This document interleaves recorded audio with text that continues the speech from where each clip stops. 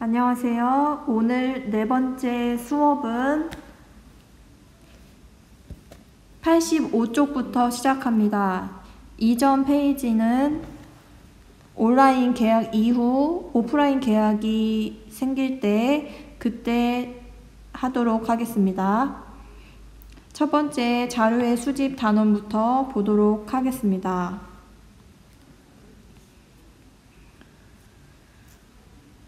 자료란 측정이나 관찰을 통해서 얻은 사실을 의미합니다. 정보란 어떤 문제를 해결하는 데 도움이 되도록 자료들을 정리한 지식이라고 볼 수 있습니다. 나머지는 한번 읽어보시기 바랍니다. 자료 수집을 하기 위한 절차를 알아보자면 첫 번째는 자료 수집의 목적을 정합니다. 두 번째는 자료 수집의 대상을 정합니다. 세 번째는 자료 수집의 방법을 정합니다. 예를 들어 보겠습니다. 대한고등학교 학생들의 인터넷 사용 시간과 학업 성취도 사이의 관계에 대해서 알고자 하면 그때 자료 수집을 하는 목적은 바로 이 인터넷 사용 시간과 학업 성취도 사이의 관계를 알기 위함이라 할 수 있습니다. 자료 수집의 대상으로는 대한고등학교에 재학 중인 학생들이 되겠습니다. 자료 수집을 하는 방법으로는 학생 전체를 직접 면접 조사하는 경우가 있습니다. 탐구하기 1번을 보겠습니다. 위에서 예를 든 자료 수집 방법 이외의 방법을 생각해보자. 자료 수집을 하는 방법은 다양합니다. 실제로 직접 면접 조사를 하는 방법도 있으며 우편 조사, 우편을 통해서 하는 조사이죠. 그 다음에 전화를 통해서 하는 전화조사, 그 다음에 설문조사 등 다양한 조사 방법이 있습니다. 선생님이 이렇게 필기를 하면 여러분들이 함께 생각을 해보면서 필기를 하고 사진을 찍어서 올리면 되겠습니다. 탐구 문제 1번을 보겠습니다. 탐구 문제는 첫 번째, 최근 어느 지역에 공공도서관이 설립되었다. 이 지역 주민들의 도서관 이용 시간과 이용 날짜의 빈도수를 조사하려고 한다. 자, 여기서 조사하는 목적이 나와 있습니다. 지역 주민들의 도서관 이용 시간, 이용 날짜의 빈도수, 이것이 바로 조사의 자료를 수집하는 목적이 되겠습니다. 목적. 자, 자료 수집을 하는 절차의 첫 번째 목적이 되겠습니다. 앞의 예를 참고해서 이 조사의 목적에 맞는 적절한 자료 수집의 절차를 세워보아라. 첫 번째 절차로는 얘기했듯이 자료 수집의 목적은 지역 주민들의 도서관 이용 시간과 이용 날짜의 빈도수입니다. 두 번째는 자료 수집의 대상인데 자료 수집을 하는 대상자는 역시 마찬가지로 지역 주민들이 되겠습니다. 자료 수집을 대상을 설정했으면 세 번째는 방법입니다. 자료 수집의 방법으로는 전체 주민들을 조사하는 전수조사가 있고 일부만 뽑아서 표본으로 조사하는 표본조사가 있습니다.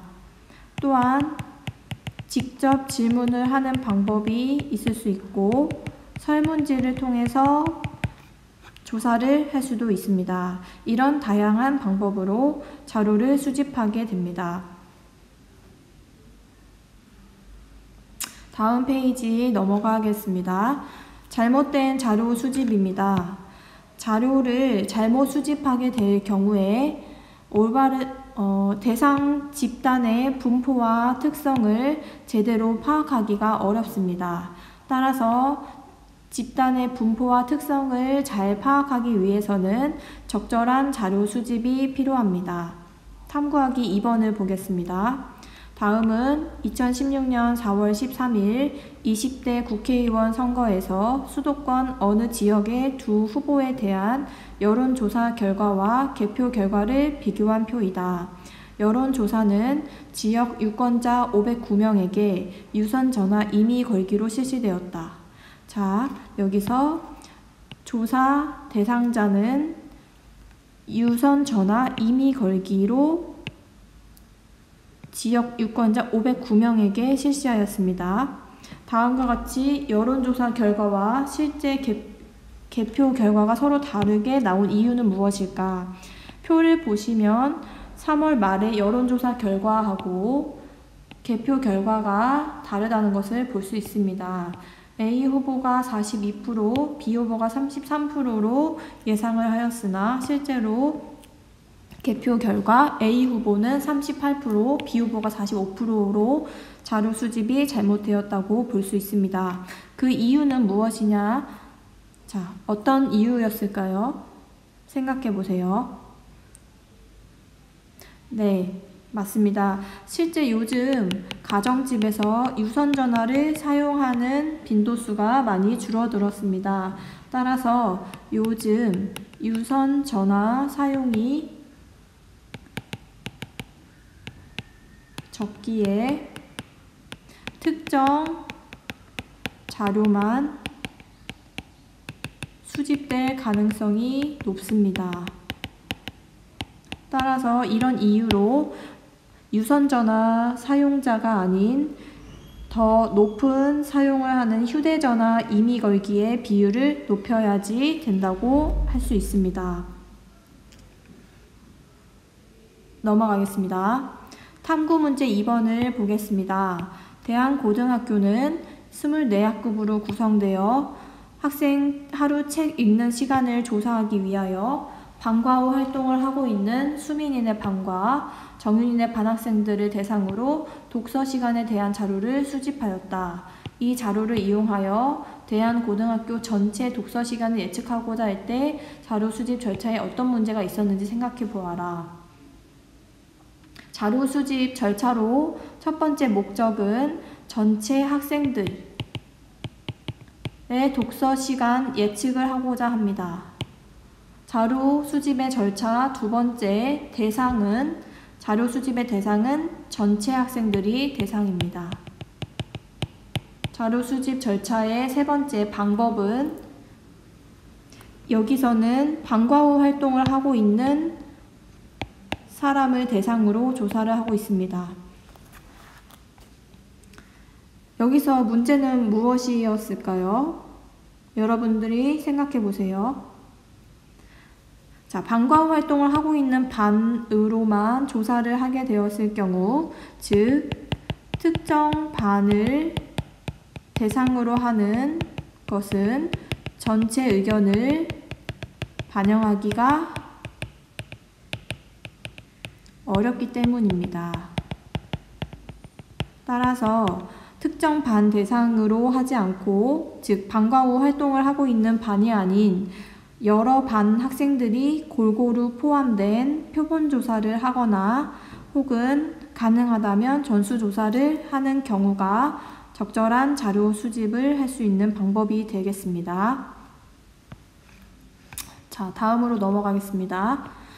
자료의 활용입니다. 실제로 인터넷을 사이트에 들어가서 자료를 활용해야 하기 때문에 3번 탐구 문제하고 4번은 선생님이 생략하도록 하겠습니다. 여러분들도 한번 궁금하면 사이트에 들어가서 직접 확인을 해보시기 바랍니다. 자료 수집의 방법을 소개하겠습니다. 자, 89페이지를 펴주세요. 자료 수집의 방법으로는 실제 전수조사와 표본조사가 있습니다. 전수조사는 아까 얘기한 것처럼 전체 자료 전체를 모두 조사하는 것을 얘기합니다. 표본조사는 자료의 일부만을 임의로 뽑아서 추출해서 표본조사하는 경우를 의미합니다. 바로 문제를 보겠습니다. 여러분들이 시간이 되는 한 글자는 여러분들이 읽어보세요. 탐구하기 3번 문제 보겠습니다. 어느 공장에서 생산되는 전구의 수명을 조사하기 위하여 자료를 수집하는 방법입니다. 전수조사, 표본조사 중 어떤 것이 적절할까요? 네, 좋습니다. 모든 전구를 다 조사하는 전수조사로는 실제로 불가능하다고 볼 수 있기 때문에 이것은 표본조사가 적절합니다. 이유는 모든 전구를 수명이 닿을 때까지 작동시킬 수 없기 때문입니다. 자, 문제 해결 문제를 보겠습니다. 공산품과 농산품 중 하나를 선택하여 성능이나 품질을 검사할 때 전수조사와 표본조사 중 어느 것이 적절한가? 이때도 마찬가지겠죠. 공산품과 농산품을 품질을 검사하기 위해서 모두 조사를 한다면 쓸 수 있는 공산품과 농산품이 없을 것입니다. 따라서 일부만 추출해서 표본조사를 해야 합니다. 넘어가겠습니다.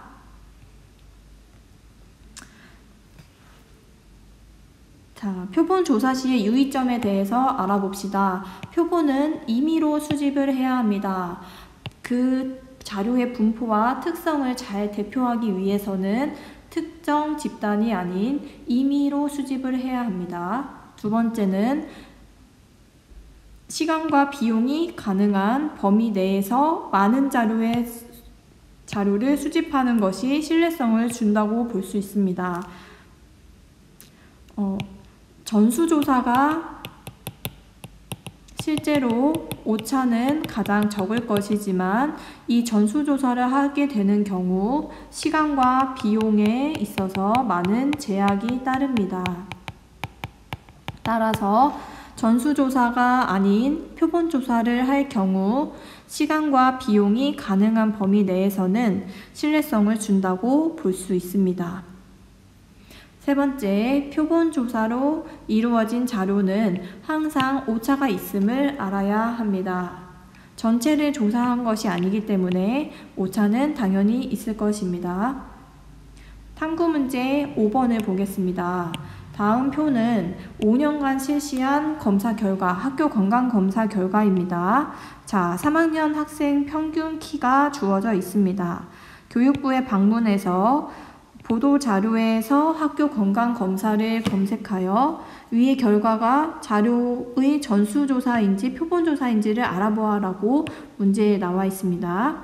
자, 선생님은 여기 사이트에 들어가서 실제로 한번 검색을 해보았더니 여러분들이 생각한 것이라고 볼 수 있을지 모르겠지만 표본조사였다고 여기 쓰여져 있었습니다. 사이트에서.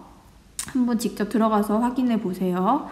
자, 두 번째는 2005년간 남학생과 여학생의 평균 키의 증가 감소 의견을 말해보라고 합니다. 자, 남학생의 키는 점점 5년간 어떻게 진행되고 있어요?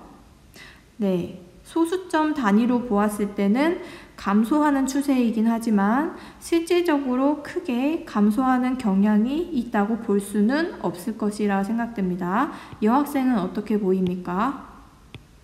네, 여학생은 들쑥날쑥하고 있는 것을 볼 수 있습니다. 따라서 남녀 모두 평균 키가 증가했다거나 감소했다고 볼 수는 없습니다.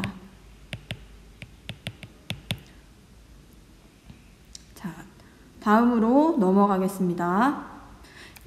이렇게 애매한 문제는 실제로 시험 문제에는 나오지 않을 것입니다.